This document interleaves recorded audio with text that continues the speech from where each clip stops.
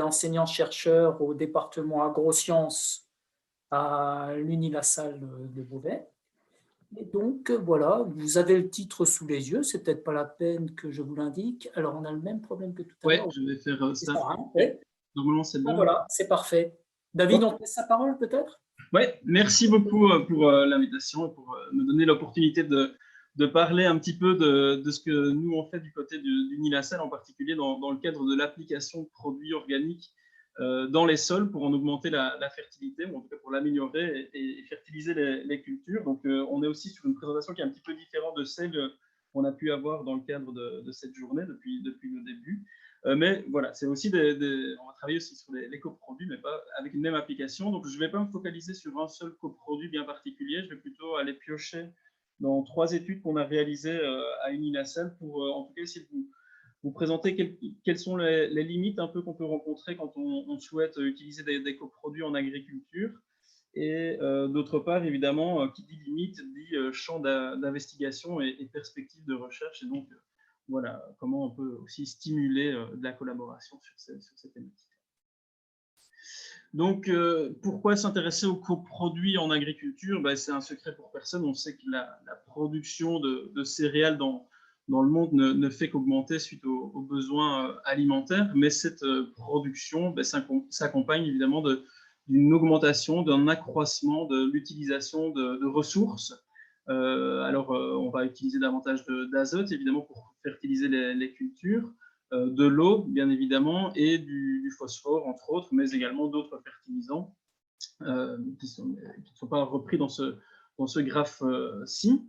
Et cette utilisation massive d'intrants peut causer différents problèmes. Alors, premièrement, on peut se heurter à un problème de raréfaction des ressources. Ça va notamment être le cas du phosphore. Ici, on a une étude qui est sortie en 2009 et qui avait essayé d'estimer un peu à quelle période on risquait de rencontrer un pic de phosphore, donc un peu comme le pic pétrolier, donc c'est-à-dire à quelle période on allait rencontrer une demande qui allait être supérieure à l'offre. Donc cette étude avait prédit que globalement, on rencontrerait ce pic de phosphore aux alentours de 2035. Donc 2035, c'est quasi demain. Alors cette étude a été un peu critiquée, voilà, parce que c'est pas toujours facile d'avoir accès à l'entièreté des gisements de roches phosphatées, par exemple, qui sont disponibles. Mais cela dit, d'autres études sont sorties, elles prédisent plutôt un pic dans 100, 200, 300 ans, mais ce qui reste malgré tout à l'échelle de l'humanité après-demain, on va dire. Et donc, du coup, c'est important de pouvoir se passer, ou en tout cas limiter l'utilisation de ces ressources qui sont le plus souvent d'origine minière. Et en ce qui concerne le phosphore, que j'ai pris ici comme exemple, ce problème est d'autant plus renforcé en Europe du fait qu'il n'y a aucun gisement de roches phosphatées disponibles. Donc, en gros, les roches phosphatées se trouvent principalement au Maroc, au Sahara occidental et en Chine. Les États-Unis en ont un petit peu, en particulier en Floride. L'Afrique du Sud en a également. Et puis, on va rencontrer aussi en Jordanie notamment. Mais en Europe, il y a quasi... En fait, les gisements sont nuls. Et donc, d'un point de vue fertilisation des cultures, tout ce qui est engrais phosphatés, pour 95% de ces engrais, on est obligé de les importer d'autres pays. Et donc, on est complètement dépendant des autres pays vis-à-vis d'une ressource qui est fondamentale pour l'agriculture et donc pour l'alimentation. Et donc, le challenge, c'est évidemment de pouvoir continuer à produire pour assurer nos besoins, pardon, dans un contexte où finalement les fertilisants sont limités, sont probablement plus limités que ce qu'on pense. Donc on estime que les réserves en phosphore ont une durée de vie de 300 à 400 ans, les réserves de potassium pareil, et puis les réserves en zinc ont une durée de vie visiblement qui est largement inférieure. Donc le zinc c'est un oligoélément, on ne va pas l'utiliser en grande quantité, mais il peut être indispensable dans le cas de certaines cultures et en particulier dans certains sols qui présentent des carences en zinc. Alors, en ce qui concerne l'azote, ce n'est pas vraiment la même problématique, puisque l'azote des fertilisants, il provient essentiellement de l'atmosphère. Il est capté par un procédé qui s'appelle le procédé Haber-Bosch. Alors, ce procédé, lui, il est très énergivore. Et donc, on a tout intérêt aussi à limiter le recours aux engrais de synthèse d'un point de vue azote parce que la production de ces engrais a de nombreuses externalités négatives, notamment en termes d'émissions de gaz à effet de serre. Donc,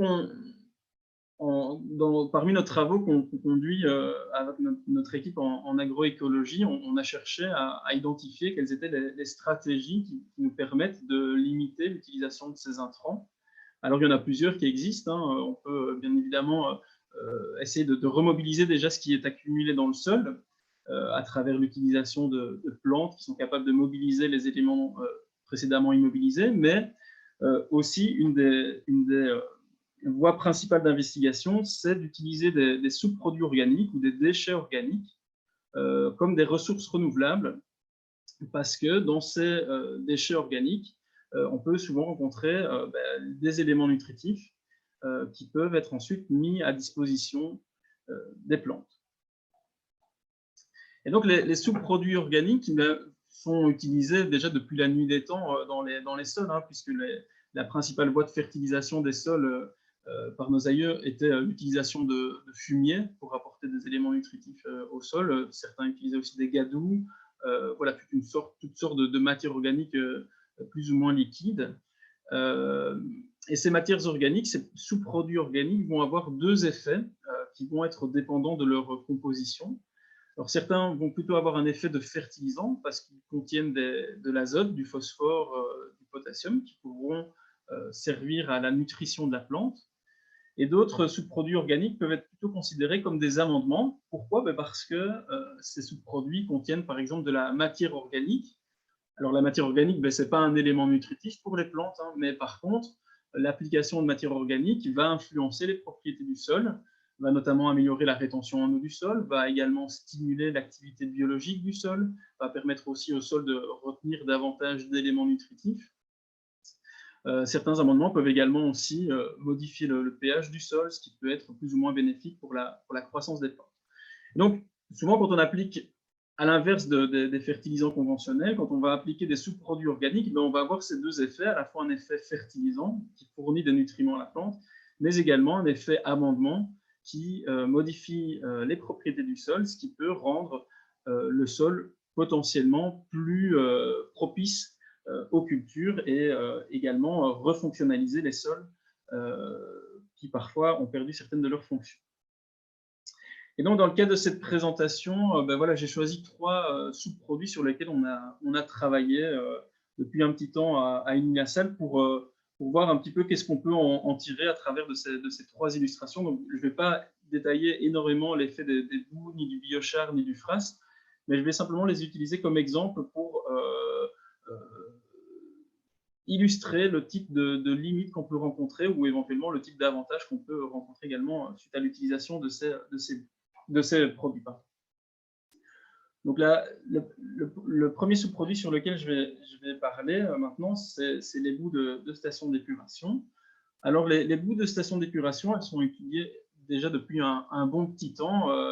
Pourquoi? Parce que souvent, c'est la voie la plus... l'épandage au sol est la voie la plus on va dire, logique de valorisation. Il faut bien en faire quelque chose de ces boues. Parfois, elles sont méthanisées, parfois, elles sont compostées, mais toujours est-il qu'après, il nous reste un résidu qu'on va chercher à évacuer. Et la voie la plus logique reste l'épandage au sol.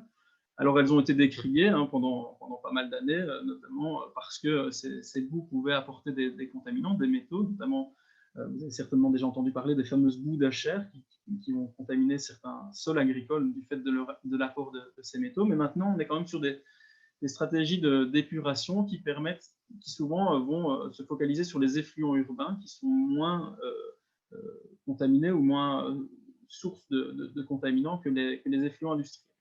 Et donc, c'est dans ces boues de stations d'épuration, on va rencontrer énormément de phosphore, entre autres, puisqu'on estime qu'environ en Europe, 55% des pertes en phosphore s'accumulent dans les eaux usées, ce qui représente environ 700 gigatonnes de phosphore par an. Donc, c'est un gisement considérable de phosphore. Et nous, en partenariat avec le SIAP et CED Environnement, dans une étude qui a été conduite en collaboration avec mon collègue Michel Pierre Faucon, on a essayé d'investiguer le potentiel fertilisant d'un point de vue phosphore de ces boues. Alors, on a réalisé différentes expérimentations, mais notamment une expérimentation en plein champ sur les parcelles d'essai que nous avons sur notre exploitation à Unillas-Beauvais.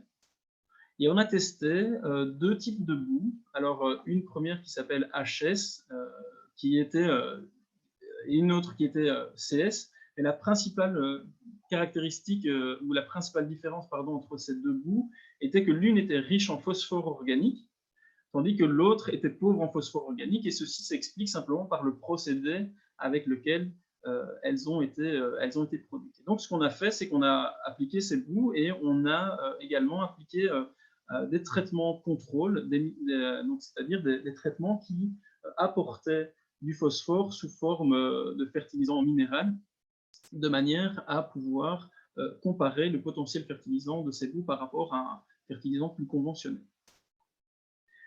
Et donc, voilà bon, quelques exemples de la mise en place de cette expérimentation en plein champ, qui est vraiment voilà, une force que nous avons à Beauvais, de pouvoir tester sur des parcelles expérimentales les produits, souvent après une phase de serre ou de conditions contrôlées. Et donc ici, je vous présente les résultats de l'évolution de la disponibilité en phosphore. Hein, sur l'axe des Y, c'est la concentration en phosphore disponible, donc qui est a priori assimilable par les plantes, en fonction du temps. Et donc, ce qu'on peut constater sur ce graphique-là, c'est que voilà, la boue, elle est ici. La boue qui était riche en phosphore organique, elle est ici. Ici, on a en pointillé, on a le phosphore minéral, donc, qui est apporté par les fertilisants conventionnels. Et ce qu'on voit, c'est qu'au début, ici, on a le contrôle qui n'a rien reçu.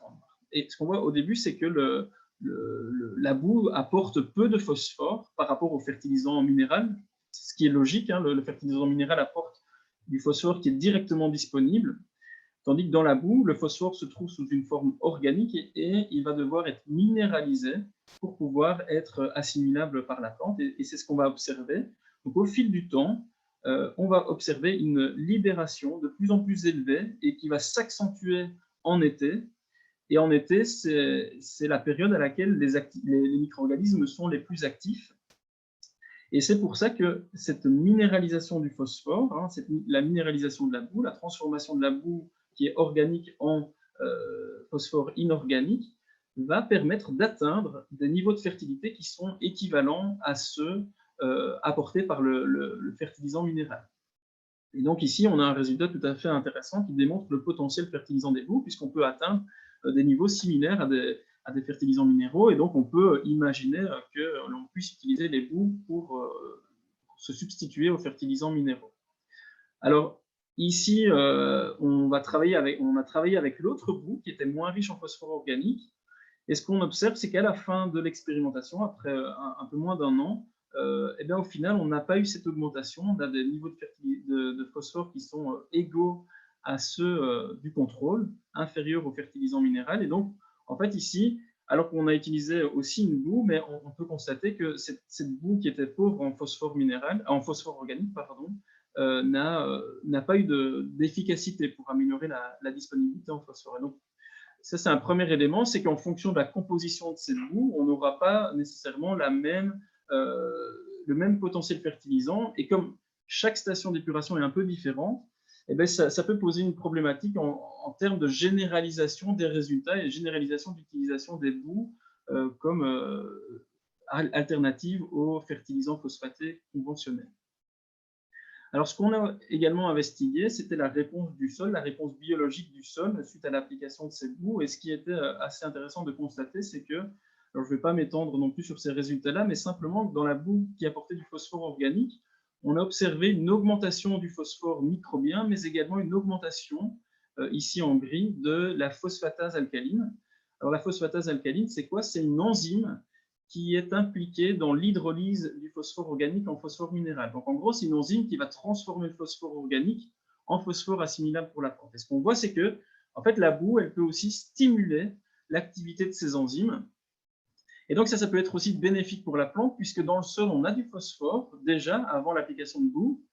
Et eh bien, la stimulation de la phosphatase alcaline peut favoriser la libération de phosphore en provenance du sol. Et ça, on l'a observé sur base de résultats que je vous montre ici. Donc ici, on a analysé les différentes fractions de phosphore qu'on pouvait trouver dans le sol, dans la situation de contrôle, dans la situation avec la boue pauvre en phosphore organique.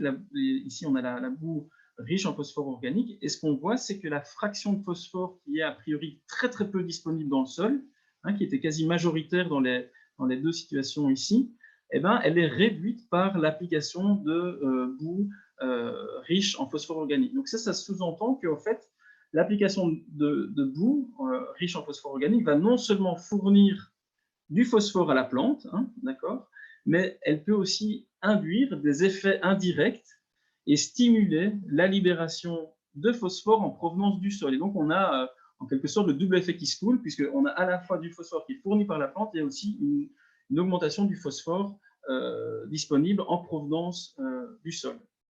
Donc, les deux messages qu'il faut retenir sur base de cette expérimentation-là, c'est que premièrement, on va avoir des effets qui peuvent être contrastés en fonction de la composition des produits, mais également que ces sous-produits organiques peuvent à la fois avoir des effets directs, de fourniture directe d'éléments nutritifs, mais également des effets indirects qui sont le résultat de leur application dans le sol qui va engendrer des modifications des propriétés physico-chimiques et biologiques du sol.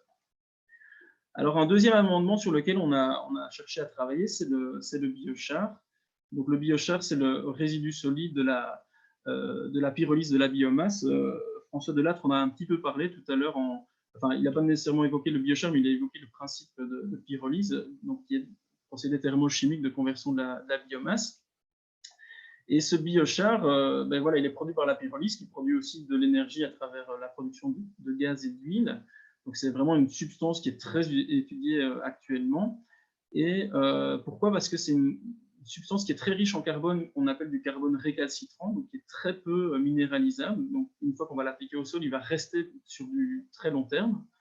C'est un matériau qui a une structure poreuse et une surface de contact très élevée, donc ça permet de faciliter les échanges gazeux, hydriques, et ça permet aussi de retenir des éléments nutritifs. Et par ailleurs, quand on produit du biochar, la plupart des éléments nutritifs qui étaient présents dans la biomasse se retrouvent dans le biochar, sous forme de cendres essentiellement.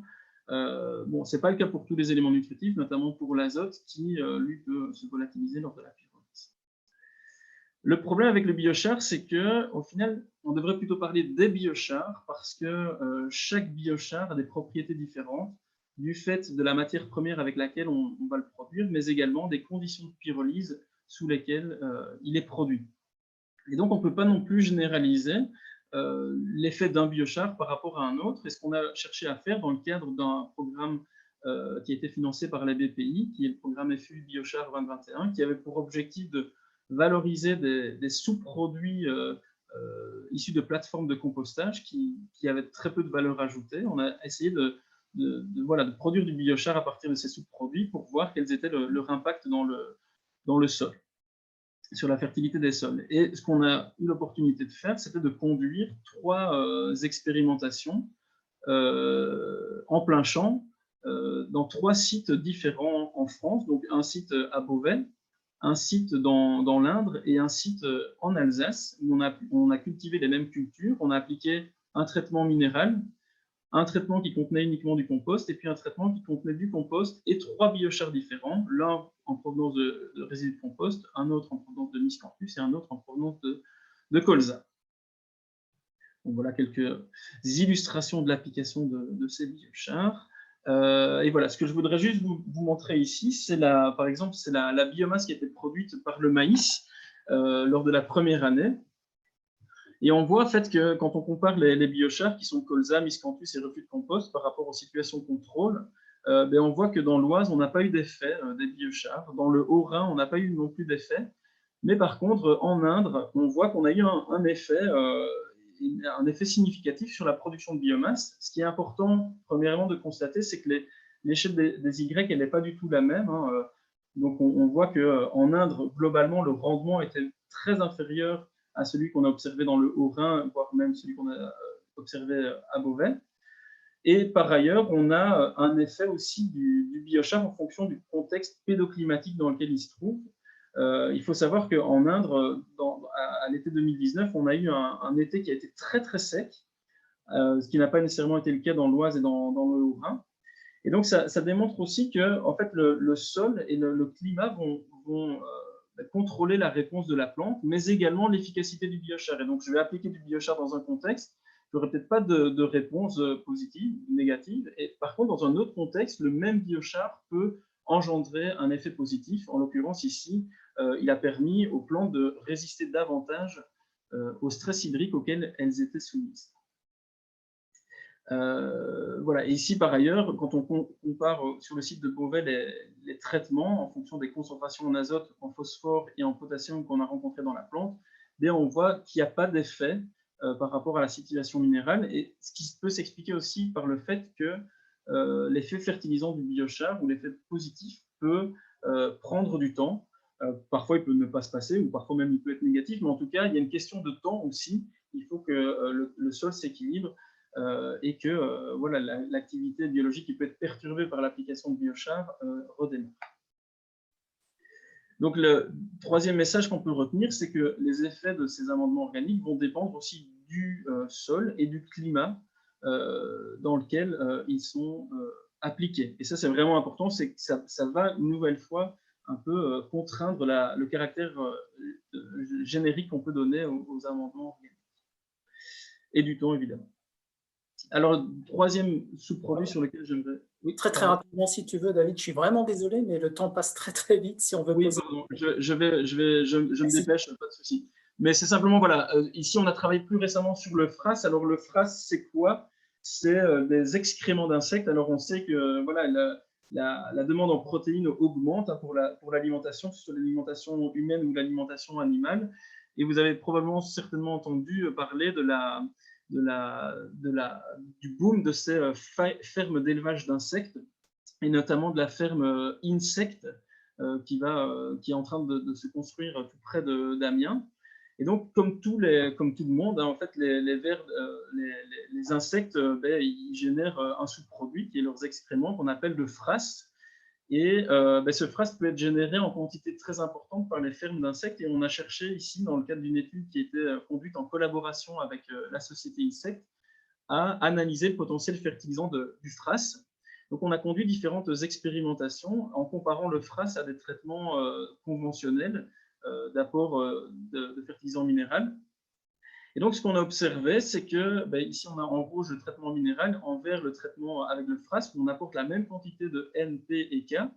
Et par rapport au contrôle, ce qu'on a pu observer, c'est que, premièrement, le frasse permettait de fournir davantage d'azote, par exemple, aux plantes, et permettait aussi un accroissement de la biomasse par les plantes qui était équivalent à celui fourni par les fertilisants de type NPK. Donc, on a un intérêt tout à fait remarquable du frasse pour améliorer la nutrition des plantes et la production de biomasse. Et ce qu'on a juste cherché à faire, c'est de voir ce qui se passait, parce que là, c'était une expérimentation en cours, mais qu'est-ce qui se passe quand on complexifie le système? Et on a complexifié le système en introduisant un nouvel organisme, à savoir ici, en l'occurrence, c'était des vers de terre. Et ce qu'on a observé, donc ici on voit des magnifiques galeries de vers de terre dans les sols, et ce qu'on a observé, c'est que les vers de terre renforçaient le caractère fertilisant, le potentiel fertilisant du frasse. Et donc on a un effet de synergie qui est induit par la présence d'organismes biologiques. Et ça s'explique par le paradoxe de la Belle au bois dormant, que je n'ai pas l'occasion de développer, mais si un jour vous voulez revenir ici, enfin vous voulez vous questionner, je ferai un plaisir de vous en parler.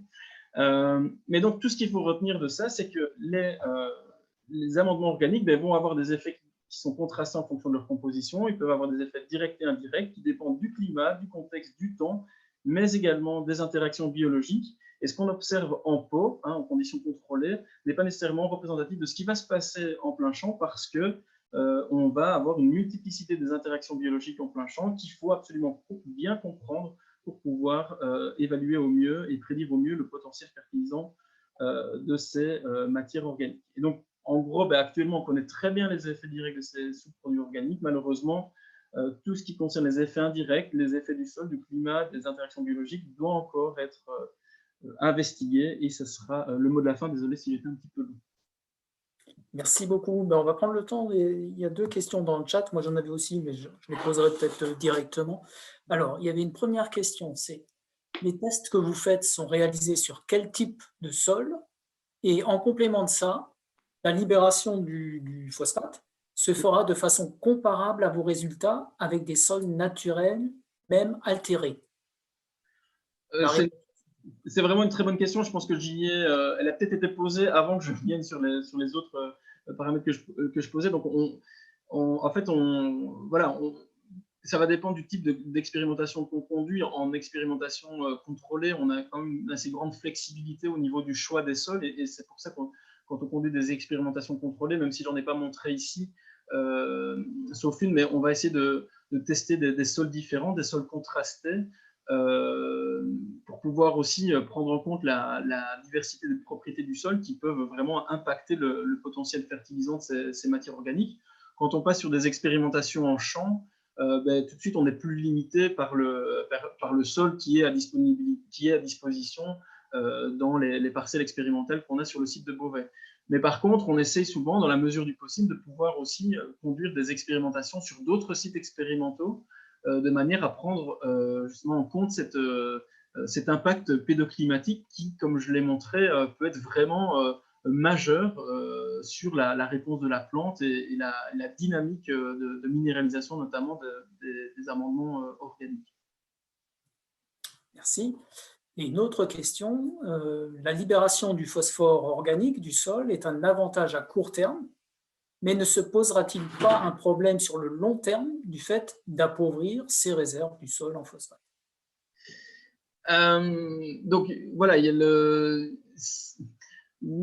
oui et non. Le truc, c'est que de toute façon, le phosphore qui est accumulé actuellement dans les sols, il est accumulé. Il n'est pas disponible pour les plantes. Donc au final, je veux dire, il ne sert à rien. Alors, ce n'est pas totalement vrai, il ne sert pas à rien, il sert à potentiellement eutrophiser les cours d'eau terrestres, les plans d'eau terrestres. Donc, du coup, ce n'est pas vraiment bénéfique, puisque le phosphore qui se trouve, les sols ont accumulé beaucoup de phosphore suite à l'application des engrais phosphatés depuis la deuxième moitié du XXe siècle. Pourquoi? Parce qu'on a des sols qui ont des constituants qui sont capables d'absorber fortement le phosphore et de le rendre peu disponible. Et donc, au final, il y a un intérêt à remobiliser à la fois le phosphore organique et aussi le phosphore qui n'est pas organique mais qui a été accumulé par les sols. Donc, c'est sûr que si on le remobilise, on va appauvrir les sols, mais de toute façon, si on ne le remobilise pas, il s'accumule et il reste très très peu disponible pour les plantes. Et ça s'observe dans nos sols, mais sur des échelles de temps bien plus longues. On l'observe aussi, il y a des études sur des chronoséquences de sols qui ont été conduites et qui montrent que au plus le temps passe, au plus le phosphore devient de moins en moins disponible et on passe de systèmes où le phosphore était relativement disponible à des systèmes où le phosphore devient limitant, pas parce qu'il n'est pas là, mais simplement parce qu'il a été immobilisé par le sol. Donc oui, on appauvrit le sol peut-être, mais malgré tout, le phosphore, quand il est dans le sol et qu'il n'est pas remobilisé, il ne participe pas à la nutrition de la plante, ou en tout cas très très peu, et c'est d'ailleurs pour ça qu'on doit appliquer des fertilisants. Et en complément de ça, vous avez aussi relié la remobilisation du phosphate à l'activité d'enzymes. Hein. Oui. Je voulais juste savoir le test que vous avez fait, c'est avec du PNP phosphate tout simple, un test très générique. Donc vous n'avez pas ciblé les enzymes, vous ne savez pas si c'est des phytases ou si c'est d'autres phosphatases.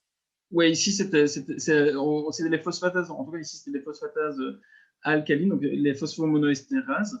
Après on peut cibler aussi d'autres enzymes, tout à fait. Ici on s'était focalisé du fait aussi qu'on était sur des sols qui étaient alcalins, donc on a ciblé les phosphomonoestérases alcalines. D'accord. Et une remarque en complément justement d'Amandine qui posait la question précédente. Donc ce serait gagnant-gagnant avec un rétablissement des équilibres antérieurs par rapport à la réponse que tu as apportée tout à l'heure. Hein, donc les équilibres antérieurs par rapport à... Je crois que j'ai pas compris. Amandine, tu veux prendre le... Tu veux Oui, parler? de ce que je comprends de votre réponse, c'est qu'en fait, on a apporté du phosphore en surplus dans les sols, donc en fait, on gagnerait même à réussir à libérer ce phosphore Oui. en récupérant en fait un équilibre avant l'intervention humaine, avant en tout cas l'intervention de l'agrochimie Absolument, et c'est d'ailleurs aussi, j'ai montré dans le papier, dans la review qu'on a écrite en 2015, mais c'est aussi un de nos autres axes de recherche, notamment avec mon collègue Michel-Pierre Faucon.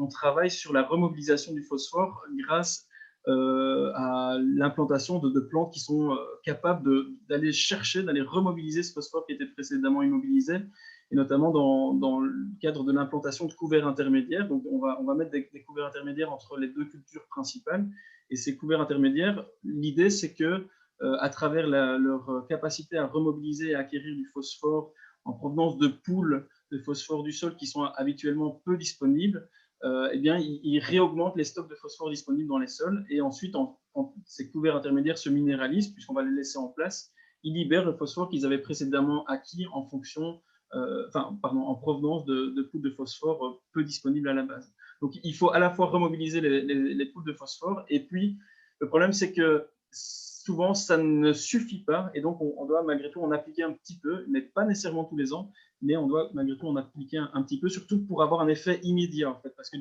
les besoins en phosphore de la plante ne sont pas nécessairement identiques en fonction de son stade de développement. Donc, souvent, la plante va avoir besoin de phosphore disponible peut-être dès la levée, et donc pour le coup, il faut qu'il y en ait déjà un petit peu disponible au début.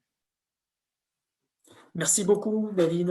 Merci à vous en tout cas pour cette invitation et le plaisir que vous m'avez fait de me donner la parole.